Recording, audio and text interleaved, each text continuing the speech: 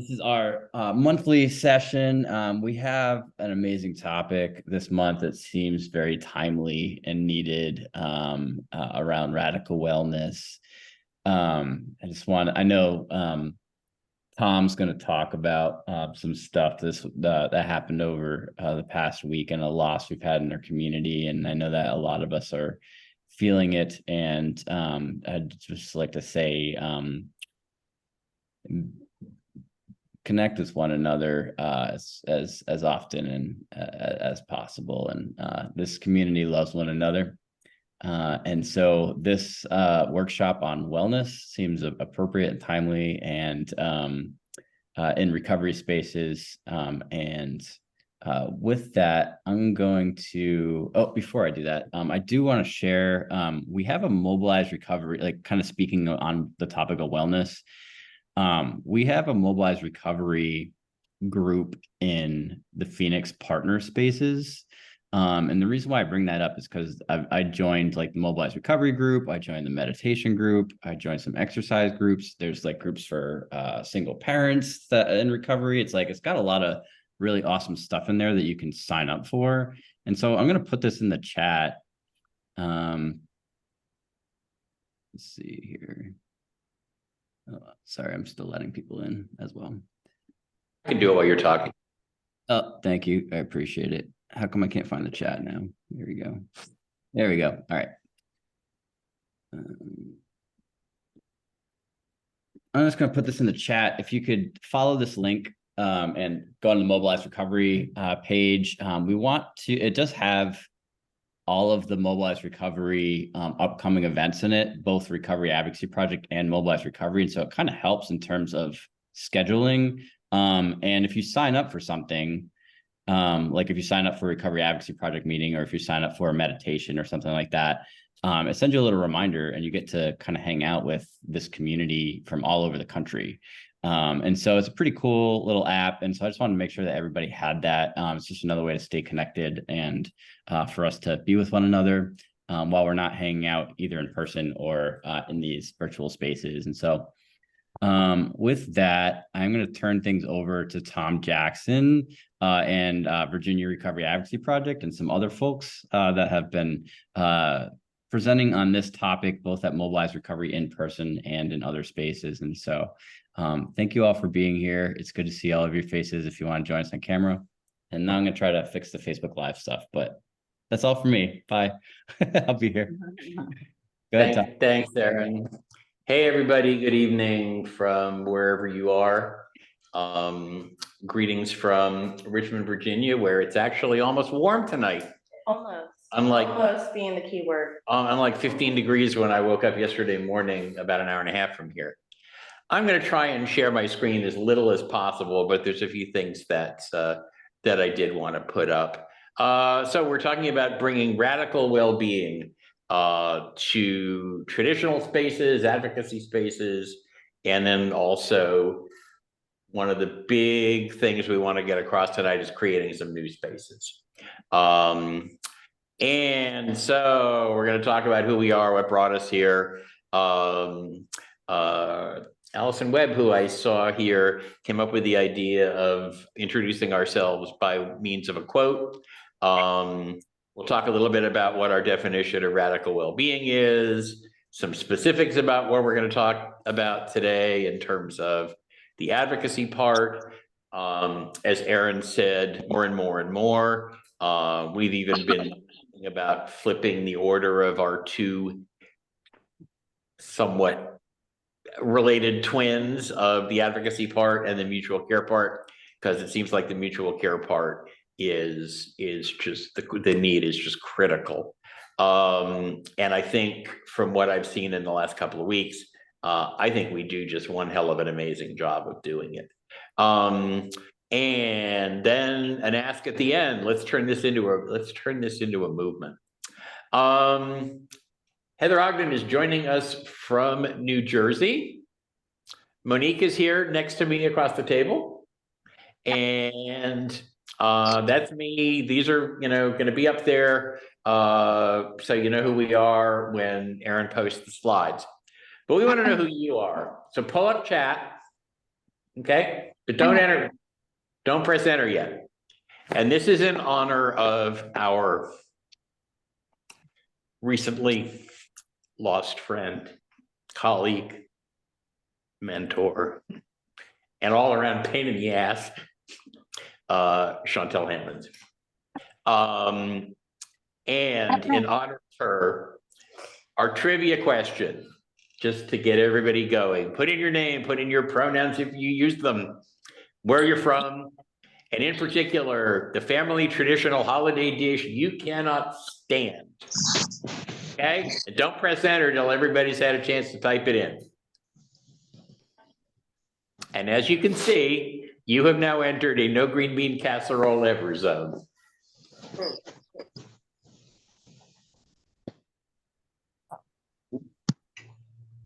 Of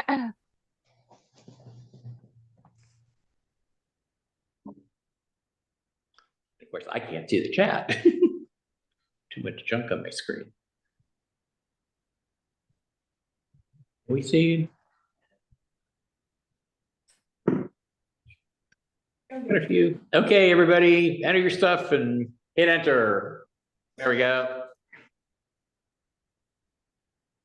Marshmallow. Yep. Where's The my time green for- bean casserole? Look, this is a known green bean casserole zone. Yeah. The times I do this with clients at the hospital, it breaks down about 50% green bean casserole, 25% sweet potatoes and marshmallows, Yeah. and 25% cranberry sauce out of the can sliced in loaves. And you know, that's pretty much it. My friend Sherry, who is joining us here today, actually snuck a spoonful of green bean casserole when we were at Golden Corral the other night, having a belated Thanksgiving. So I'm working on forgiveness. I'm not there yet. Anyway, let's introduce ourselves. Heather, you want to read your quote? Introduce us. What brings you here? How are you today? What's going on in the great state of New Jersey? Just take as much time as you'd like. Oh, never tell me that. I know, but Hi, everyone. Good evening. My name is Heather Ogden. I am zooming in from the great state of New Jersey. It is similar weather-wise to Virginia in that it's not quite as frigid right now, and it's going to be warm with rain tomorrow. So, you know, Merry Christmas. Very seasonal temps. So my quote is about getting to the root of things. Okay. And I found it fitting for talking about mental well-being and well-being within our space. I got into this realm because of not just my own personal recovery, but because of some of the things that I went through that also happened in November. November seems to be a very rough month for us. And I identify as being in recovery from both substance use disorder and mental health issues. That's actually how Tom and I bonded. We're both very big on talking about the link in these co-occurring issues. And one thing I don't hear a lot about is how seasonal affective disorder really affects our community. And every November, I'm reminded of it. So unfortunately, this is a pattern that I would really like to see not be a pattern. But I know that personally, I struggle a lot in November. And so when we're talking about, you know, we always talk about the addiction part, but we don't talk about why the addiction came about in the first place. Yes, it becomes an issue in and of itself, but there's always some kind of pain. And just because we get into recovery, it doesn't mean that the pain all goes away. And I think that a lot of times we don't talk enough about that, especially those of us in long-term established recovery. We're not bringing that to the forefront enough. And I want to see us do that more as a community, because I want us all to agree to create a a safer space, a braver space, where people who are in longer term recovery or have been around for a while can feel safe and free in saying, I am struggling with anything. To where I am today, I'm a little frazzled. I'm a little struggling. I was overbooked and running like a maniac all day, which I think we do a lot. And that shoots my anxiety up. And knowing though that I would be amongst people that would understand what I mean when I say that is always a huge relief to me. And so that is what I am hoping, we start talking more about, is we talk about the fact that the addiction might be gone. It might not be, but the pain it might still be around, or it comes and it goes. And we need to create a space where we can talk about that more. So thanks. Pass it back to you, Tom.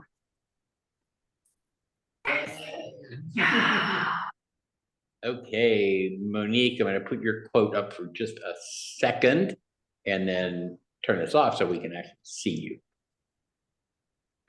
All right, so my quote is a Huey P. Newton quote. The revolution has always been in the hands of the young always inherit the revolution.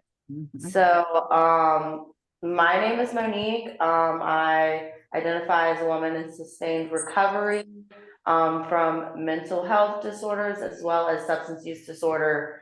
And I feel as though I picked that quote because the Black Panther movement was, for lack of better words, badass. How can you hate a political group that has so many opinions and also cares about their community and make sure that their community is okay, make sure their neighborhood's okay. So that's why I picked that, but also because I've been in this field for 2.5 years, and I'm already sick of losing old coworkers or losing people that are so prominent and integral in our field, because we don't know how to take care of each other. Tom always says this, he hates self-care. He hates that word. He hates that term. He hates that because it's true. We know as peers that we didn't get to whatever place in recovery we're at by ourselves.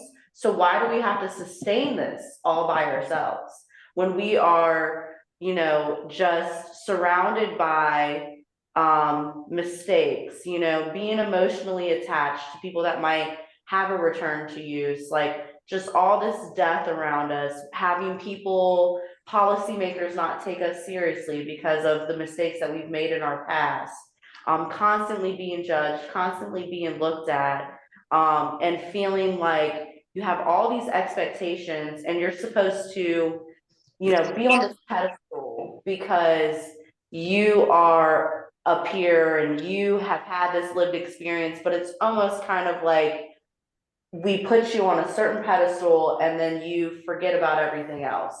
We always have to remember that we have our own struggles too. And like Heather was saying, we absolutely normalize for us to speak to one another and say, I'm struggling here. I'm struggling with my mental health. Like, yes, as a whole, my recovery is okay on the substance use disorder portion, but my mental health is not okay. And if your mental health is not okay, then your recovery is not okay, because we look at recovery as a whole. And I'm just, I'm over people looking at one as separate as the other. I'm over people not being open and honest, because I was one of those people that wouldn't be open and honest about my mental health struggles because of the stigma within the peer community of working in this field and also dealing with mental health. And I feel like that's detrimental to us. So I feel like I've only been doing this for 2.5 years, and it's kudos to all these people that have been doing it for years and years and years without any change. And that quote means a lot to me, because it's like, I'm over it. What do we have to do to make this change? And what can I do to be a part of that change? Thanks. Glad you're here. Thanks for the hospitality, by the way. We're at McShin in Richmond and in their Zoom room. Yes. And with all this fancy stuff, I don't think I've ever been on a robotic camera before. So this is pretty cool. The quote I picked is from Tom Insel's book, Healing. He is the, not that recently retired director of the National Institute of Mental Health, and talked about spending billions of dollars on brain research and being accosted by a parent of a kid who was struggling at a peer conference once. And the parent walked up to him and said, "Our house is on fire and you're talking about the chemistry of the paint. What are you doing to put out the fire?" And that quote really hit me for a bunch of reasons. One is, on a personal level, it reminds me that I can get caught up in the weeds. I can sometimes get, I drill down into stuff and I put stuff on an Excel spreadsheet and so on and so on. And I forget about humanity. I forget that there are people involved, and I start, moving words around on a PowerPoint and all of that kind of stuff. And I need to remind myself, that we're in the people world, first of all. And that an awful lot of the solutions that work best, stuff I teach on my day job is as a peer recovery specialist at a state psychiatric hospital. And I work with people who have more challenges than you can imagine sometimes, and they get better. And some of them pay better. And some of them, when they have recurrences of anything, those recurrences aren't as big and they're farther apart. People used to come in and stay for 6 months or a year, come in for 2 or 3 weeks, stuff like that. And it's because they do the stuff but they don't, and when they get in trouble and when they do it alone. And when they do it in a group of people, whatever community they have found, we don't see them, which is great, because that means they're out living their lives. From a, personal standpoint, between the work I do and the fact that most of the people that I spend most of my time with are either in pretty long-term recovery, or people who are, what Jan Brown calls civilians. This is my little hidden secret Allison and I talked about. I do not know, I have not lost that many people personally to overdose. I've lost some to suicide. But I think that's why, among other things, Chantel hit me so hard, because I wasn't expecting. And maybe, it all kind of piled up and it's like getting hit with a bucket of water all at once. But it also, motivated me to sort of take a look at everything I've been doing and going, I have an obligation to me, I have an obligation to my community, and I want to honor her by, doing the best I can do today. And I think, so that's kind of where I was coming from. I think that's rambling, but it's been a long day, and so on. I am just so glad that we have as many people here, and I really hope that people get something out of this tonight. So we cooked up this thing at before Mobilize, and I tinkered with it a little bit, but basically what we want to do is combine harm reduction and insist on evidence-based recovery best practices, but assuming that radical, holistic, inclusive, collegial, and collaborative change will break down silos in systems and services and barriers to care, and it will still throw the occasional rock when we need to. Then, as the care and advocacy work we do is increasingly fraught, I just read in the paper, suicides are, especially youth suicides, are up significantly in the last 18 months. Drug war 2.0 is popping up all over the place. Funding just comes and goes, public and private. Gun violence has impacted a community that's really important to us. People on lockdown for days. And again, self-care just isn't enough, and we need to create a true space for mutual support, for mutual well-being. So what are we going to talk about? What we want you to take home, and most importantly, what we want to take home from you. Because I want to stop talking pretty soon, and I want to hear from, we want to hear from people here. So in a little more detail, breaking down silos, defining and implementing harm reduction in co-occurring spaces where there's, lots of stuff about harm reduction in one space or another, but not so much in co-occurring spaces, and implementing evidence-based care in all recovery and treatment settings. I think I got a slide somewhere down here that, you take the 25 or 30 million people who at any given point in time could probably use exposure to recovery. 10% of them might find some type of services in 1 year, and maybe, or try to find it, and a third of those actually find decent evidence-based treatment that in particular focuses on co-occurring stuff. So you're talking about, bottom line, like 3 or 4% of the people who really need recovery that addresses all of their needs find evidence-based stuff. And sadly, a bunch of the not evidence-based stuff these days is killing people. And then us creating a space for ourselves to stay well in the face of, I call them potholes and speed bumps, but I think we've gotten even more serious than that.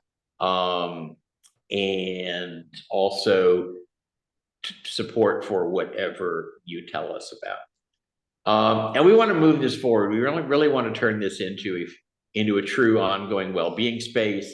And again, breaking down silos. And getting rid, the other word I don't use, aside from self-care, and my friend Sherry is here and drilled into us for years to stop using the word hate when, it's just stuff we intensely dislike. So I intensely cannot stand the word stigma as well. This came up a month or two ago in a handful of recovery groups I did at the hospital. I probably asked 25 or 30 people who'd heard of the word stigma. And everybody raised their hand, all the clients I worked with. Asked how many people could define it. 2 people raised their hands. We use it all the time, and most people don't know what the hell it means. So let's call it what it is. Some of this I'm stealing from Bill White, but let's call it prejudice, discrimination, and shame. And again, let's focus on trauma. Let's focus on social determinants of health, coping with recovery deserts. Some states are doing a phenomenal job of creating recovery spaces everywhere. I was reading about some stuff in Vermont yesterday. Vermont, going back over 10 years, has a public methadone clinic within an hour's drive of every person in Vermont. And the goal this year is to reduce that to half an hour. Wow. So it can be done. So we want to hear about your experiences, your successes, your challenges, what formerly known as the S word you face, how you found ways to support each other, and anything else you want us to know. And this I just kind of talked about, though, some of the statistics. I think this was Monique's, right? You did No, I did the future. you did the future. Okay, Heather, this one's yours. Yeah, this one's mine. So we talk a lot, those of us that work in the space, which I think is most of the people on this call. We talk a lot about the silos, and we complain about the silos, as we should, because they should not exist. But given that we are where we are tonight, and what we have been talking about. So when I originally presented this was a little bit more about, like kind of firing yourselves up and banding together and taking this idea of radical well-being into the places that you are, your workspaces, your own backyards. And I still, of course, want to encourage that. But, the idea of radical well-being is sometimes hard to grasp when well-being is so far off in the distance for so many people. Like, we have to radicalize it. And I'm gonna go ahead and do a small rock tossing. It's more like a skim, like if you can skip rocks. I'm not gonna bash through the glass, but I am gonna call us all to task tonight. I think that those of us within the recovery community, we are failing ourselves. We are failing each other because we have not yet created a space that is safe enough for people to tell us when they are not doing well. And we can all see the evidence of that. I don't have to give examples of it. We have come so far in such a short amount of time in our acceptance of harm reduction, in wrapping harm reduction into the recovery spectrum. Like, I talk about this all the time. Like, we have been really good about doing this and being open for people coming in and saying, we'll help you find your own path. This is your path. There are multiple pathways. Like, we've been really good about doing that, but we do not extend it to the people that have already been here. And for me, I'm looking at that piece as the radical piece right now, because this has happened so many times in the past year and since COVID in the past couple of years. And like, we knew it was going to happen, but we really hoped against hope that it wouldn't. But like, we need to call each other to the floor and say, look, I am a safe space. You can tell me when you're struggling. I will help you. Like, we have to realize that sometimes there are a lot of people out there that pick one pathway to recovery and it doesn't work for them anymore. Why are we not preaching harm reduction to those people? Why are we only saving it for like the new people? And I really didn't think it was that radical, but this is radical. Like, if we want each other to stay well, if we want to help each other truly get through the rougher times, we have to start telling people it's okay to expand your current pathway into something that works better for you. We seem to confuse, like, we're okay with my recovery is different from the new person's recovery, but we're not okay with my recovery is different from this person that's been sitting next to me in the same place for 10 years. And we have to make that okay. We have to figure out a way for people to know who the safe spaces are. So that is where I want to see radical well-being start, because I think that if it starts among us, then it's much easier to take it into our workspaces where we can demand more than we are demanding. Most of us that are working in the space are talking about all of the issues popping up. There is not a safe space there either, but like, we can't really demand it if we aren't kind of putting in the footwork ourselves. I think too many of us are expecting other people to take care of it, when really that's the part that's going to fall on us, the ones that have been around for a while, to create that space. We've done such a good job in all these other areas. We need to now extend it to each other as well. Back to you, Tom. Actually, thanks, Heather. Actually, back to Monique. And this is yours, right? Yes. Okay, so this is kind of like, how do we even begin to imagine what like an ideal future looks like, right?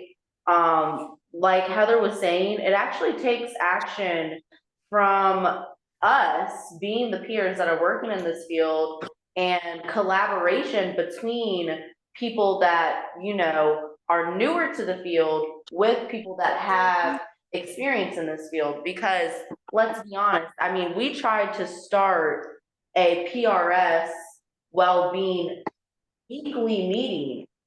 This is open to the public. It's for anyone in the Richmond metro area. every time we've done it, there has not been more than 2 people that have ever shown up. And myself and one other person that also works at McShin. And we both, after like 15 minutes, were like, we have stuff that we need to do. I mean, we don't have time to sit here and talk about our feelings or talk about what's affecting my mental health. I mean, we just don't have time. So it's once we start demanding that, and that's something that a lot of like younger, I mean, I'm talking Gen Zers do very well, right? Like, okay, my phone is off after 5 p.m. I will get back to you at 9 a.m. in the morning. I can't do that. I mean, I don't know how they have the courage to do it, but it's not in me, but we need some of it. And I feel as though because we're working in the field and people have been in sustained recovery for years, right? That word recovery, we also need to realize as working in the field, things evolve and change, definitions change. What someone might consider, you know, their recovery journey 10 years in or 5 years in might look different from that first year. And I might have met them in the professional realm on that first year. And I'm not gonna say the S word. So when your recovery looks a little different from how that traditional, or even if it changes, it just evolves from what it was when you first entered into the field. You might feel like people are judging you. You might feel like people are talking bad about you. I've witnessed this, and I've witnessed it happen to people, and then it makes them start to isolate. It makes them not feel okay to speak about things that have changed in their recovery that works for them. It's completely okay. Like, as we talk about harm reduction and people, there's like this attack on harm reduction. It's like, you know, do we care about people's lives or do we not? I'm not sure, but the public attacks harm reduction. And we really do need to be focusing on that when it comes to people already in sustained recovery, because like I said, recovery evolves. And when people don't feel comfortable enough to at least share with their peers, share with someone that might have some of the same everyday stressors as you, and you're like, this is how I'm dealing with it, and I don't know if this is okay. I feel questionable about it because I'm getting backlash from this. I mean, all these different things are factors in what changes our mood every day. And if we don't have that safe space, if we don't create that safe space for ourselves, then who else is going to do it for us?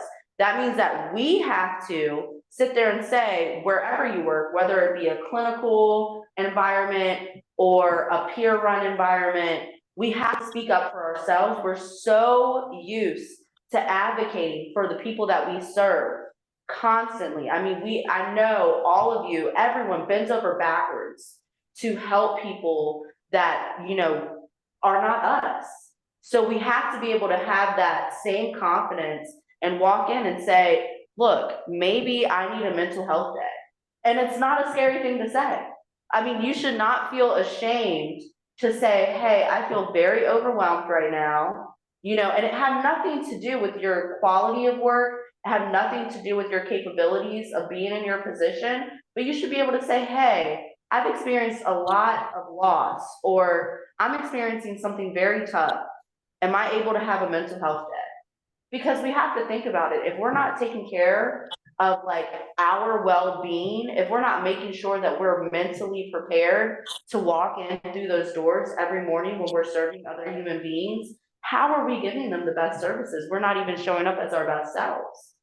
So we have to just start changing the narrative on that. We can't look at, and we all do a little work gossip, you know, let's be serious. We all do a little work gossip. So when we see someone taking a couple of mental health days or maybe a little off their game, why don't we approach them the same way that we would approach a client or participant?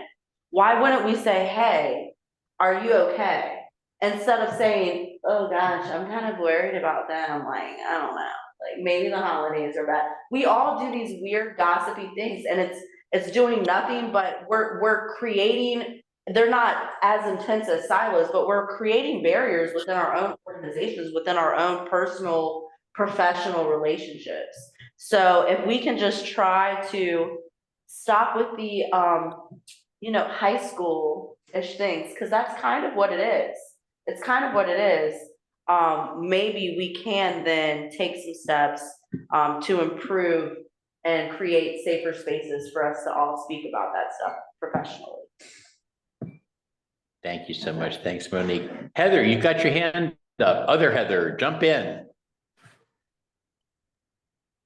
Good evening, everybody.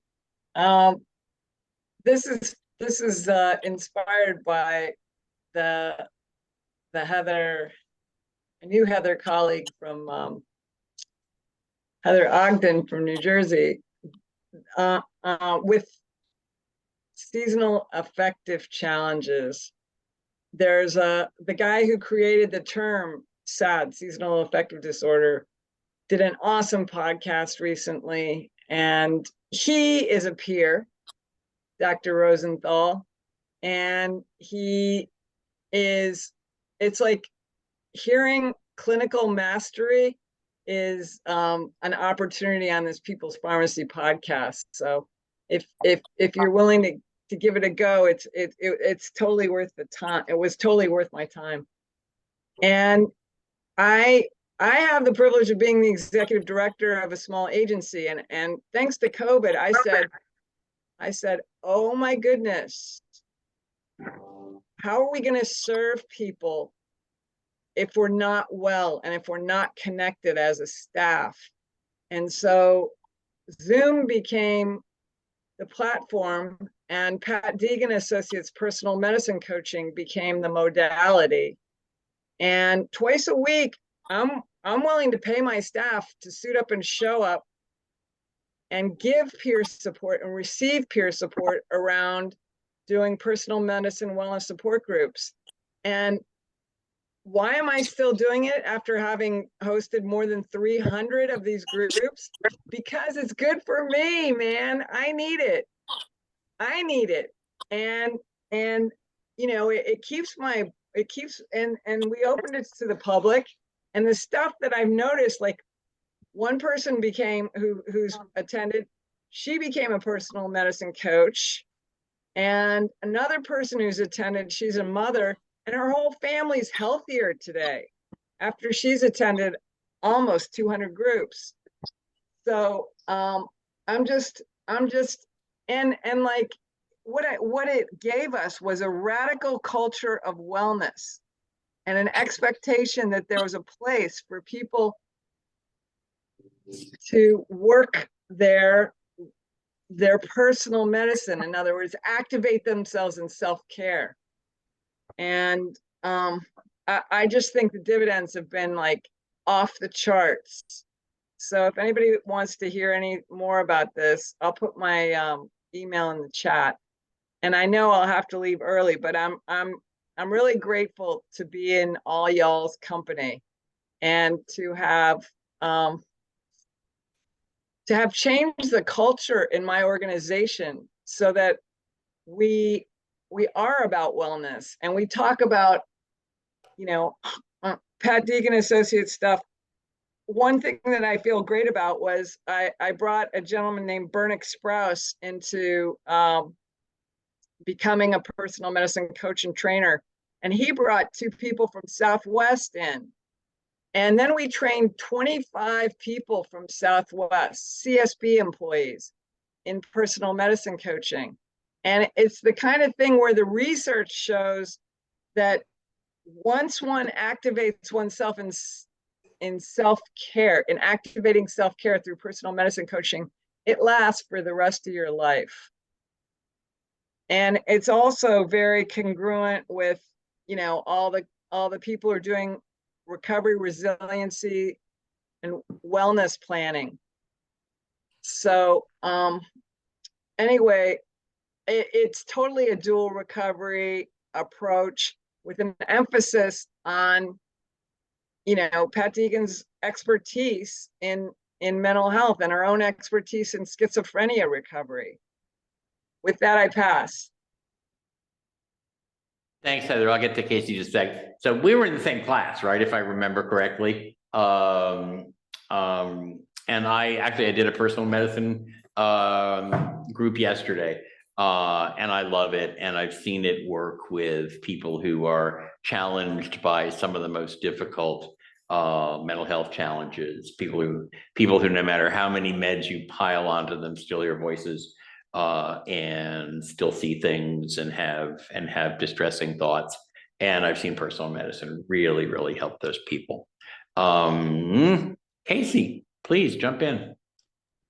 Hey everyone, so good to be here tonight. I was on audio earlier. I really appreciate this presentation because I too am I have mental illness of bipolar and SAD as well as alcoholism, right? So I say it out loud. I say it I'm 12 step. I say it in my meetings. I say it because I know that it gives at least one person comfort level of, oh, thank God I'm not alone.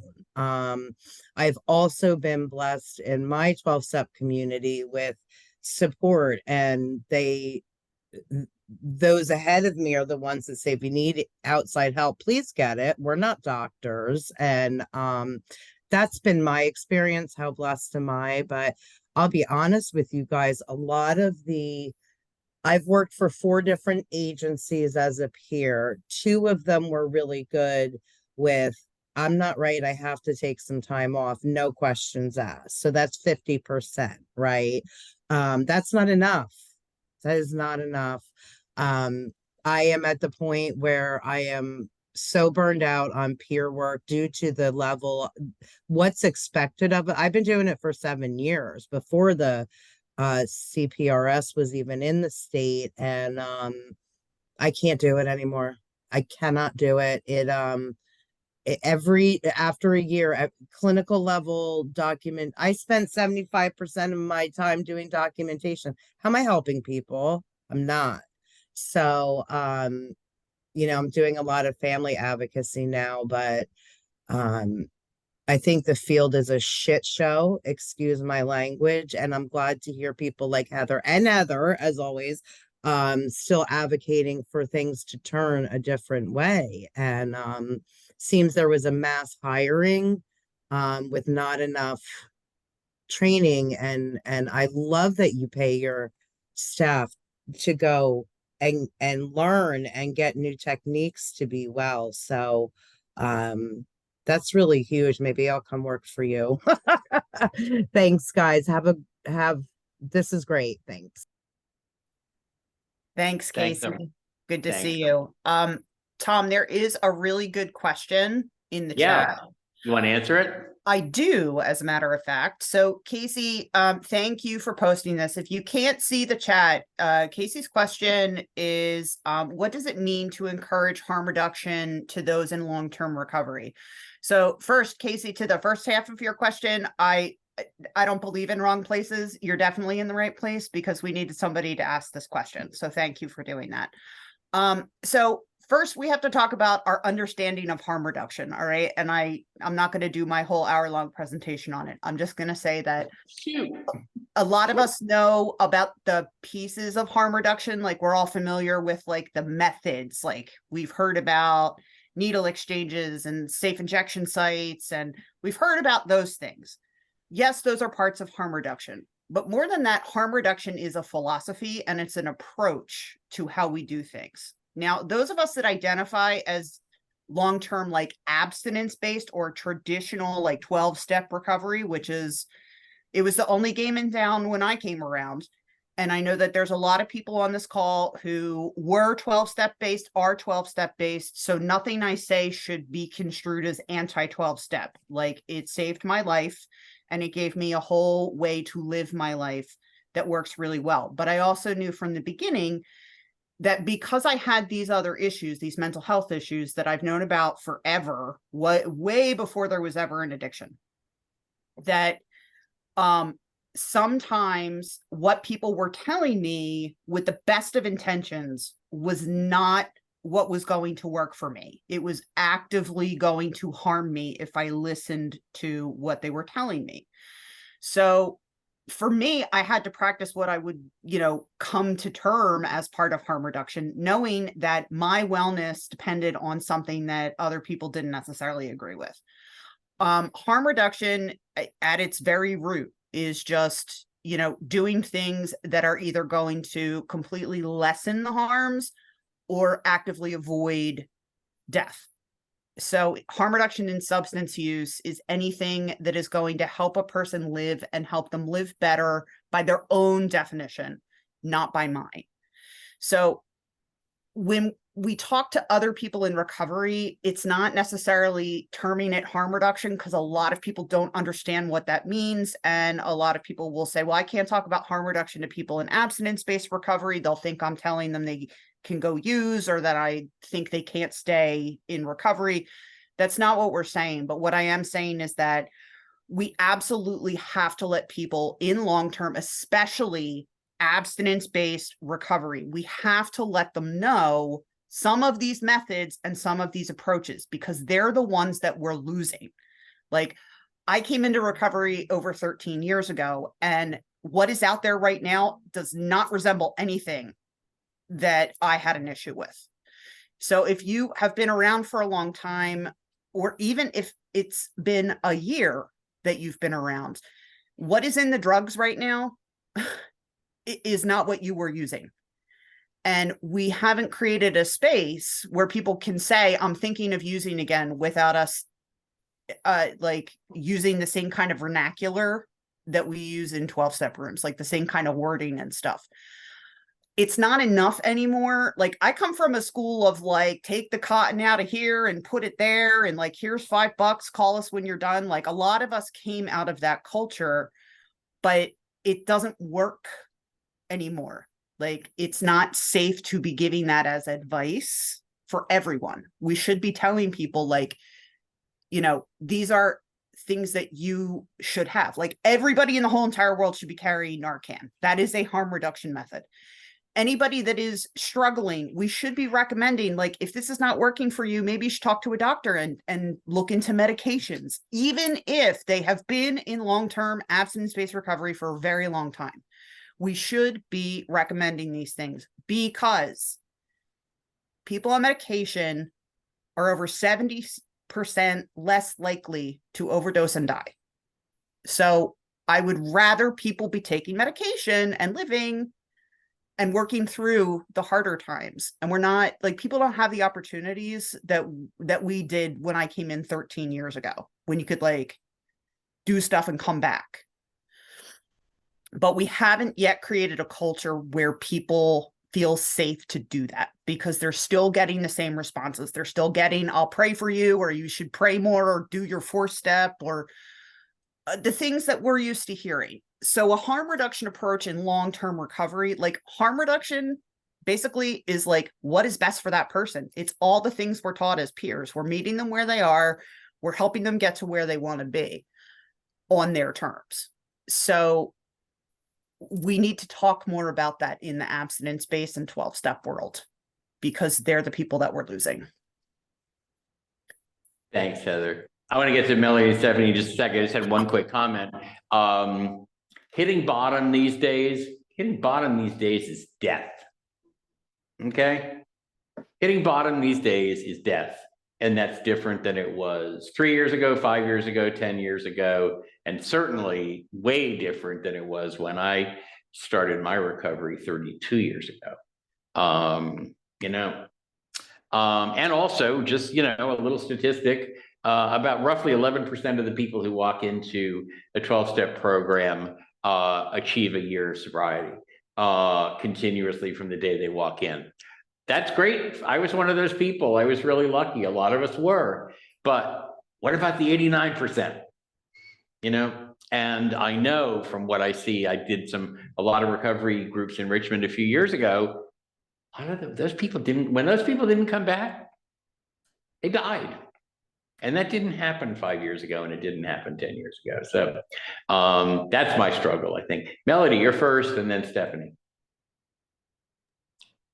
Hey, yeah, that really hit home. It wasn't too long ago that someone had actually brought up to me that there would be harm reduction for mental health and not substance use. And all of a sudden I'm like, well, what does that look like? Because I'm one of those people. I was like, harm reduction is all about substance use and so forth. And so I started looking into it, and one of the things that someone brought to my attention is that in this past 5 years, my state has done a fairly good job of trying to get some mobile crisis units set up, and 988 just got implemented about a year ago, and I wanted to promote those things. But what I started looking at in this past 5 years is that every time I call mobile crisis when someone's in mental health crisis, the cops come.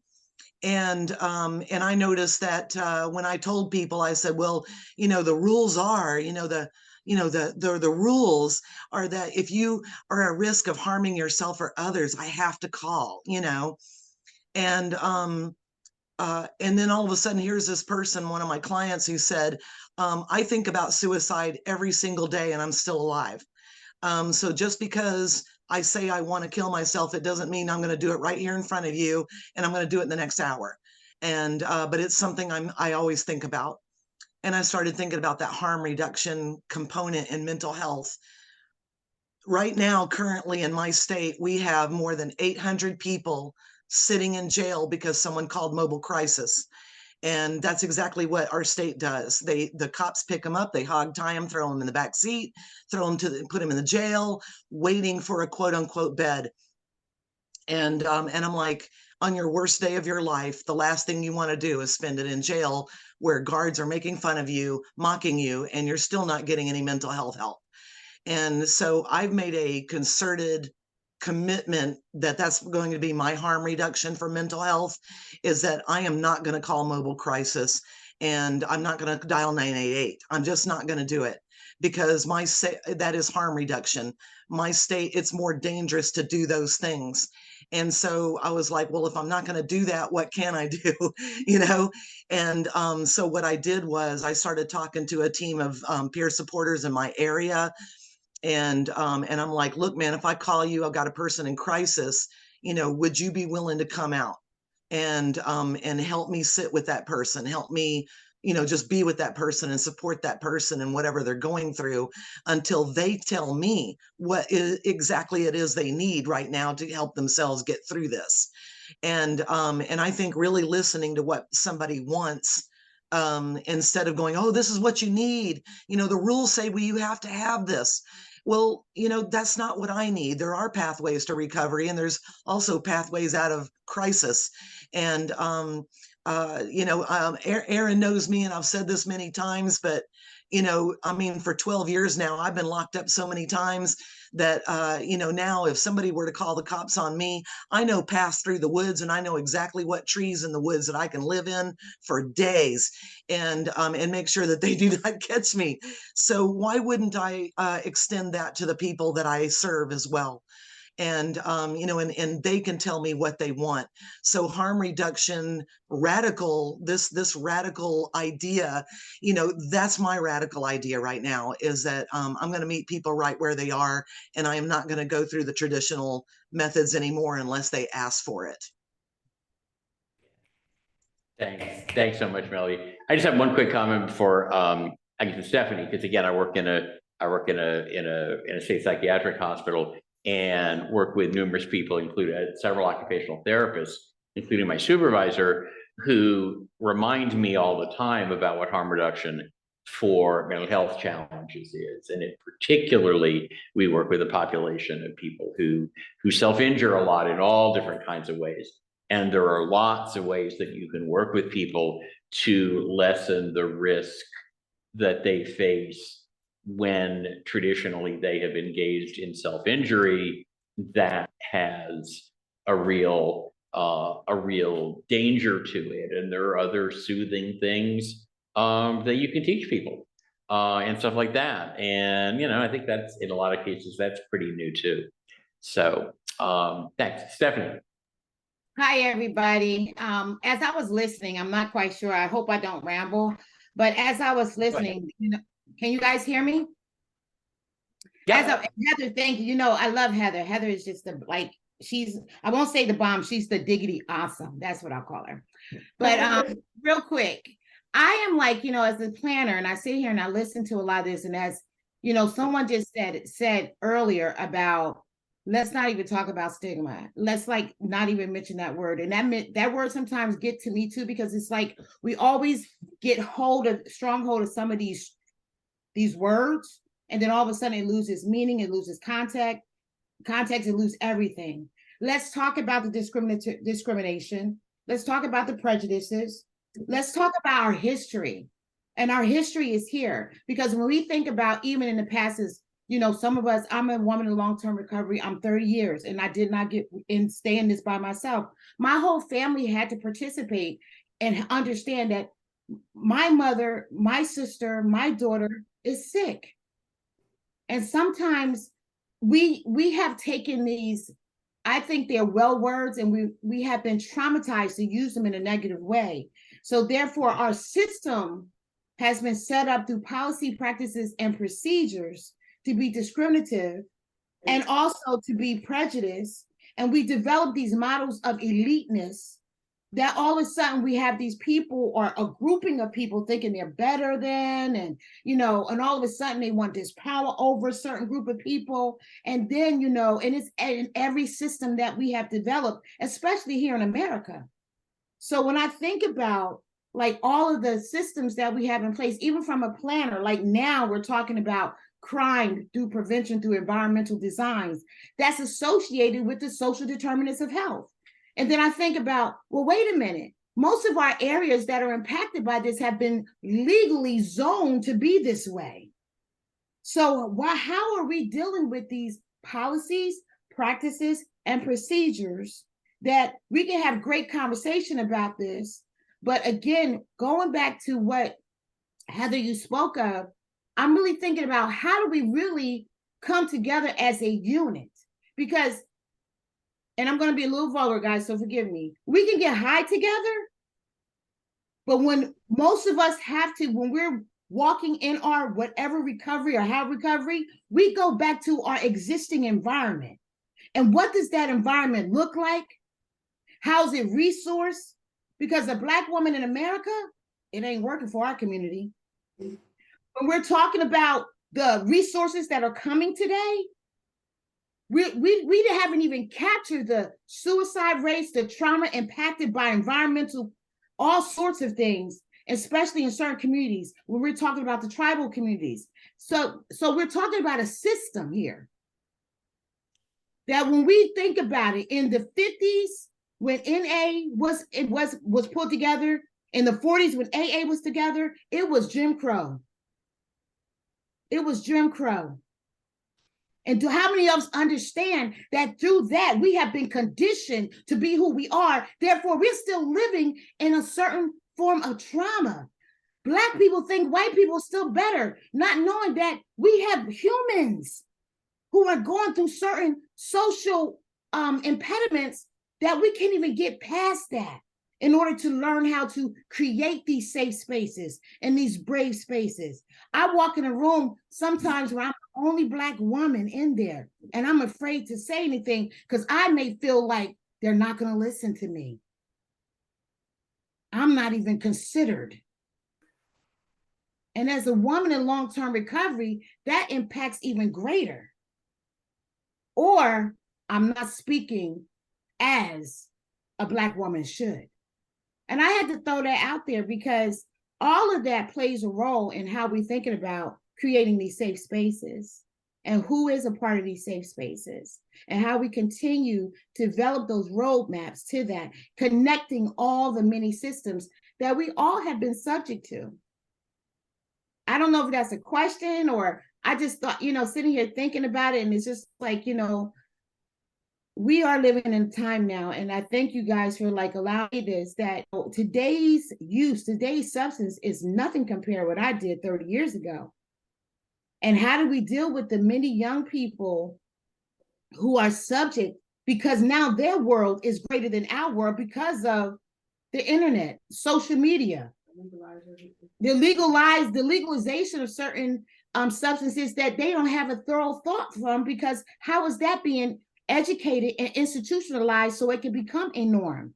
And I believe that's a part of it, is that we've been conditioned. And so we're trying to figure out all this stuff, but can we admit that, yeah, I'm having some real issues with this, because it's causing a problem that I think we're like going around a circle, but it's impacting us humanistically. And I hope I made sense. But that's what I was thinking as you guys were talking. And as a planner, and the more and more I'm thinking of this planning and how, studying different regions, going back to the development of, population, how there always been the haves and the have-nots, and how certain people were subject to live in these enslaved mindsets to build for other populations. And the cycle continuously repeat itself over and over again. And how alcohol was, going right back, during the temperance movement, how that was even, legalized because of non-developed communities. It's amazing how history plays a vital role, and how we as a human population are developing and understanding how do we create these safe spaces. So I hope I made sense, but thank you guys for letting me share. Thanks, Stephanie. Thanks so much for sharing. Aaron, you had your hand up a while ago. Yeah, I got so ingrained in what Stephanie was saying. I think I lost my train of thought of where I was going, but I love how open this this workshop is. These are the type of workshops I like, where it's just like, you kind of wing it and give people space, and it becomes what it becomes. And I think, and I agree with the point of, we all need to do a better job of taking care of one another and within systems and one-on-one basis. And one of the things I was thinking about when Monique was talking about not really thinking of in terms of self-care, but just the fact that we need community to heal and other people. And one thing I don't think we talk about enough, at least in the recovery community, is like that love for something and that passion for something can exist in communities outside of the recovery community. Like if somebody's really passionate about theater, or I know people that are really passionate about exercising or running, and I'll go surfing, and I found a lot of like peace and serenity in that. But because I feel like if my life was like 100% like addiction recovery all the time, like I can't do that, I even I try to take as many like 4-day work weeks as like I cram so much into 4 days, and then so I can like have some space to do the stuff that I need for my mental health. And I wanted to share, I don't know if people have seen it, but there's like a 20-minute documentary on Netflix called Resurface. And it's kind of about surfing, but it's more about mental health. And it just kind of, when somebody was talking about somebody who was thinking about suicide, Melody was talking about somebody was talking about suicide on a daily basis. There's this organization, I think it's out in California, that teaches people that have PTSD or amputees or people that are struggling with mental illness. They just teach people how to surf. And just with that mind, and it's called Resurface, but like with that mindset that something so simple, like teaching something like that, there was somebody at the end of the film that just said, like, all of a sudden, like I wasn't thinking about wanting to kill myself every day. I was thinking about how the waves were going to be the next day.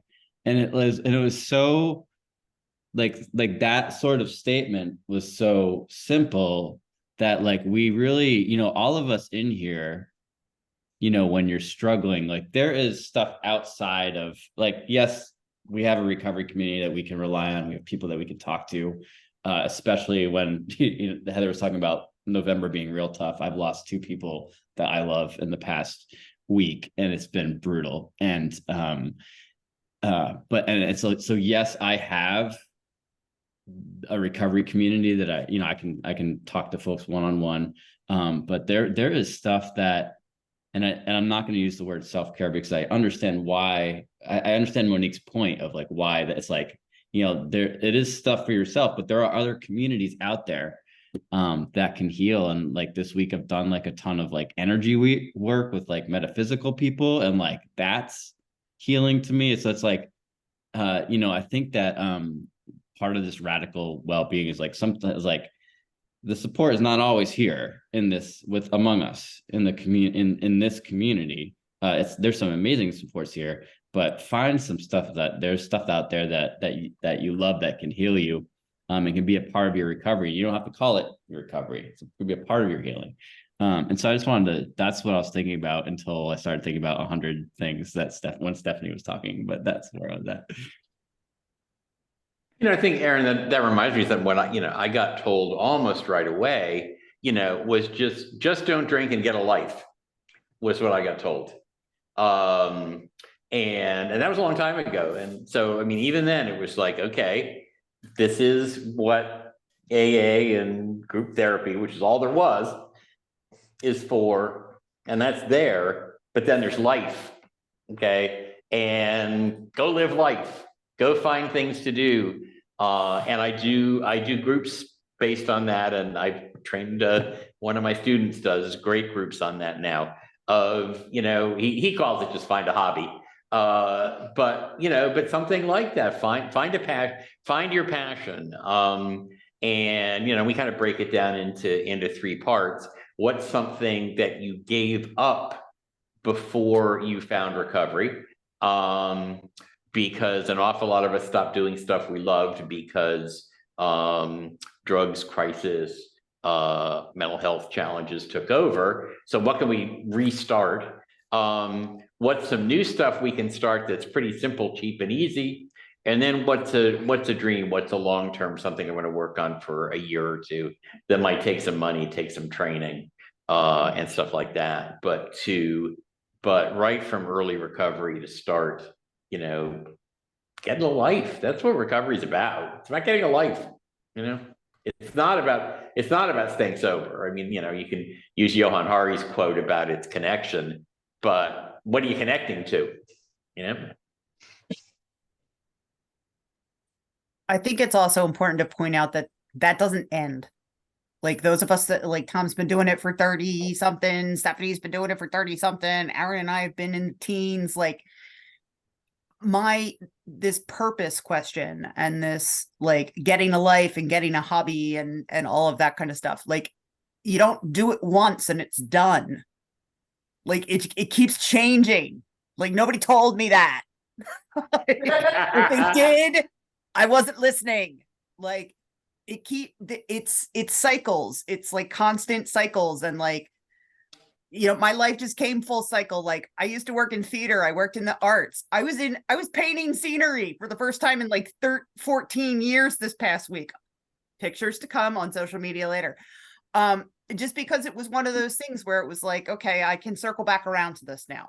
Like, but it's constantly finding these things and creating space where other people can find them as well. Cause like, I think that's where like we need to create that kind of atmosphere. Like, okay, so this isn't working for you right now. Let's find a way to, make this work for you, because this is about, living the life that you want. And sometimes we have to reevaluate what that life is, And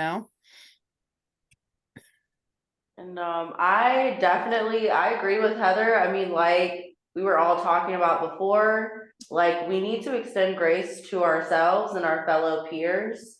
Recovery is always ever evolving. I mean, and what that looks like to you personally, don't ever feel bad for that. And don't ever feel like you have the authority to judge your fellow peers for whatever their recovery journey looks like to them, and whatever works for you and whatever works for others. Just keep doing that and do it unapologetically. Don't let people make you feel bad about it. Don't let people make you feel like you have to change it. If it's working for you, keep doing what works for you. And also, yeah, get a life outside of the bubble. You know, we all work so much. All we do is, so please get a life, a partner, a shopping buddy. I mean, whatever. Are you opening up a social dating service and meet up and Yeah. okay. I gotta start coming to Richmond more. Central Virginia singles. Okay. Hi, Jacqueline. Glad you could make it. I was thinking of something, but I totally forgot what it was.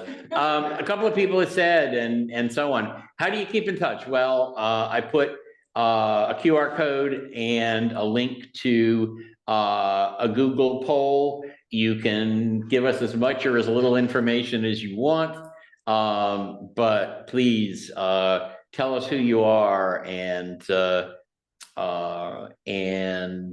way we can stay in touch. I'm hoping we can do something like this pretty frequently and turn it more into the mutual care space. And you know what would be so great, Tom What's that? and Heather, is if everyone here that's here tonight, you tell us the next time we do this and we get together, you let us know what's been working for you in your work environment, in your personal space. What are things that you took away from this, or things that you've implemented yourself that you find helpful? So then maybe you can help someone else that's on the call. Sorry, I didn't mean to do an ask, you guys. I didn't mean. No, we're definitely doing an ask at the end of this. You're not getting out of here. Oh, no. My mentor in the field, who happens to be on this call, always said, you can't leave without a call to action. Yep, you got it. Actually, let's do that real quick. Well, actually, I was gonna do two things. Joe, I'll get to you in just a sec. You know, we were talking about mutual care and stuff. In early COVID, I was working for a small RCO in Charlottesville, and we closed the house and nobody came in, and we were lucky. We got grant money to give people tablets, Lifeline cable service, cell phones, all kinds of stuff. We got UVA and some other folks. We got a nice chunk of money from and stuff, but that took care of our members. It didn't do all that much to take care of ourselves. Okay, so I decided that we needed to do coffee talk every week because we didn't have a chance to sit around and have coffee anymore. And the accent is mandatory. The accent is mandatory. So and I bought this, and it didn't make coffee, but it made some great noises. and we had coffee talk every Thursday for a few months. So, you know, you can have fun. I wanted a Barbie one, but they were too damn expensive. Somebody had their hand up. It was Joe. Oh, It was Joe. me. Yeah. Hi, everybody, and thanks, Aaron, for having the meeting. And you know, my name is Joe Dimitrovic. I work with Floridians for Recovery, and I am a person in long-term recovery since October 1985. And you know, from 1985 to 1988, there was no recovery movement. And in 1998, the RCSP grants came out, and I lived in the state of Pennsylvania, and our community received one of those grants, and we were charged with developing RCOs throughout the state. And you know, I come from a 12-step background, and I was enlightened at that point in 1998 to be involved with a broader message about recovery that wasn't confined to a certain belief system. And I think that from then to now, we've come a long way. And I believe in my heart of hearts, you know, that what I practice, what I believe, works for me. And in the beginning, I would share that with somebody and give you maybe unsolicited advice. until I started to realize that that was not helpful. But even in the early times, I've heard people talk about what was said in recovery meetings and stuff like that. But also, the harsh criticism was there. But also, if you listen, I believe you'll always hear somebody balance that out and say, you get here when you get here, and take what you like, leave the rest behind. And advice, no matter what kind it is will enter into your being. And what I'm saying is, I believe this system, and then I believe what I have, and I have this professional belief, and I have a personal belief. And where does that intersect? And where is that helpful? I have a 15-year-old granddaughter, and she lives with us, and we found some paraphernalia in the room, in her bedroom. What do I do? What approach do I take with her? Do I take a harm reduction approach? Do I try to get her some type of therapy or counseling? How do you navigate people, and especially young people like that probably don't want to hear anything that I have to suggest. And so I toss that in my head, and I think that we're in the time in our country is very, very divisive. And I grew up in the 60s, and and it was very, very racial, and there was a lot of tension. And in spite of all that, my heroes were Muhammad Ali and Jackie Robinson Jr., who would stand up and talk about civil rights, knowing that they were going to face challenges and possibly hit their pocketbook and be made fun of and ridiculed and called names, even by the people that they were, trying to lift up. So, I'm just saying it's very, very sensitive that we approach this from a point of view of being mindful.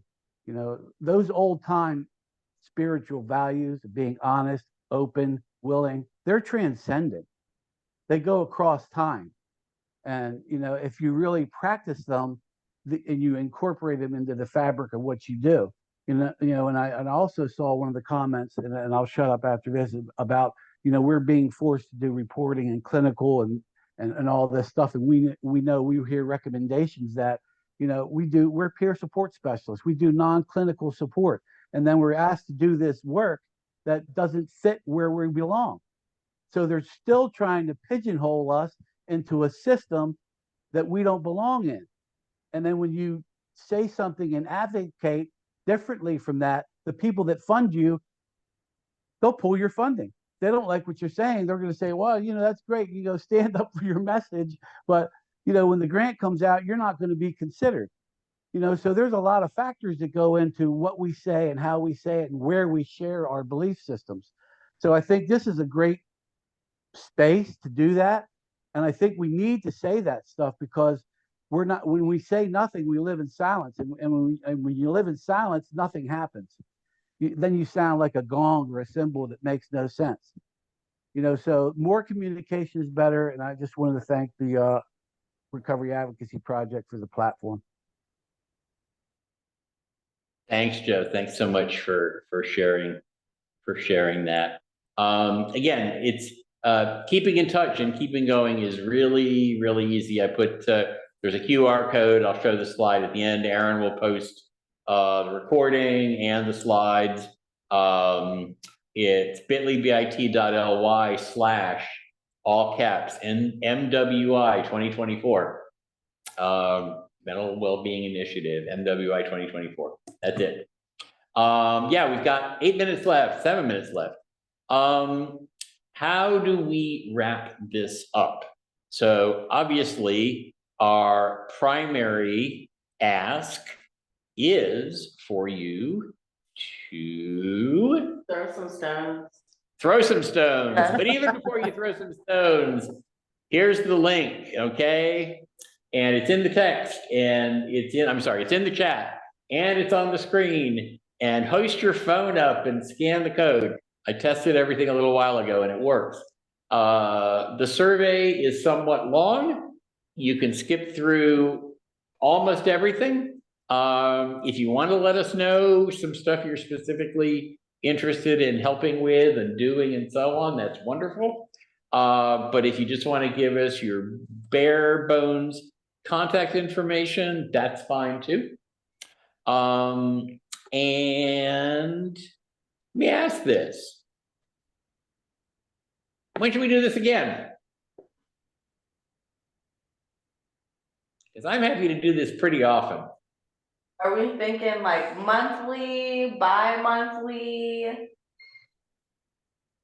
Look at Aaron's face. Aaron's like, Not I'm another. tired. Aaron's not another. I'm filling out the form you just put on the. Okay. Aaron's like, not another fucking Zoom call. So monthly. Um, How does everyone feel about doing something at the very end of the new year or right at the beginning of the new year? So right after kind of all the holiday and, you know, woo woo 2024, maybe I can afford a house this year. I don't know. End of new year. End of new year? Wait, end of new year. Wait. January. I was thinking one thing. I was thinking Mid to end of January. So like after the holiday chaos has died. Okay. Seems to be the way people are leaning. After the Okay. holiday chaos, when we all want to reconnect with the not holiday chaos, just the regular everyday chaos. We'll get back to that. And you know, and also too, you know, there's also, and I'd be happy to do this too, is, you know, offer something, you know, we'll do coffee talk for people who are just totally stressed out around the holidays. Because, you know, there aren't very many spaces you can go into and complain about feeling out of it around the holidays, because it's fake fun. We're all supposed to be, you know, jolly, merry, spending money we don't have, and spending time with relatives we can't stand, and all that kind of stuff. All of which, you know, diminishes us in one way or another. And some of that we have to do, but, you know, maybe it would help to have, you know, to have some kind of get together in there, just even if it's just a social, no agenda. We're doing the best with what we got. Yep. And you know, and one thing I also I think maybe to close with too. I was so impressed with Javier Hernandez's talk at you know, at Mobilize, where in particular, and I've started saying this all the time at work, you know, we've been saying the system is broken. And what he said was so profound and so moving, which is the system isn't broken. It's working exactly the way it was designed to work. It was designed to be broken. It was designed to not work. And it not works very well. So I also I don't know where I heard this. I stole it from somebody. I was listening to something about empathy. And he also said another line that was really profound for me. You know, this whole, okay, so I'm a peer specialist. Yada, you know, if I can do this, you can do this. He said it's a pile of shit. But what somebody said was, I thought was really wonderful. You know, I may not have walked in your shoes, but we shopped in the same shoe store. Shopped in the same Tripper boots store. So when you're trying to build empathy with somebody, think, you know, yeah, probably didn't walk in your shoes, but I definitely saw you across whatever shoe store you were shopping in. Well, I don't want to go, except I have an hour and a half drive and I'm starving. Thank you all so much. Thank Yes, you. They go out and practice their own radical well-being with another person. That's how this works. You have to do it with somebody else. We're really lucky, and I shouldn't tell people this, but my favorite burger place on the planet is like a half a mile from here. What So is it? What? Carytown Burger. Oh, Carytown Burgers and Fries. Yeah. They have a Now you're really making good. me hungry. They have a really good black bean burger. Yeah. You know, just Yeah. Yeah. They have a homemade vegan burger they've had forever. And so good. anyway.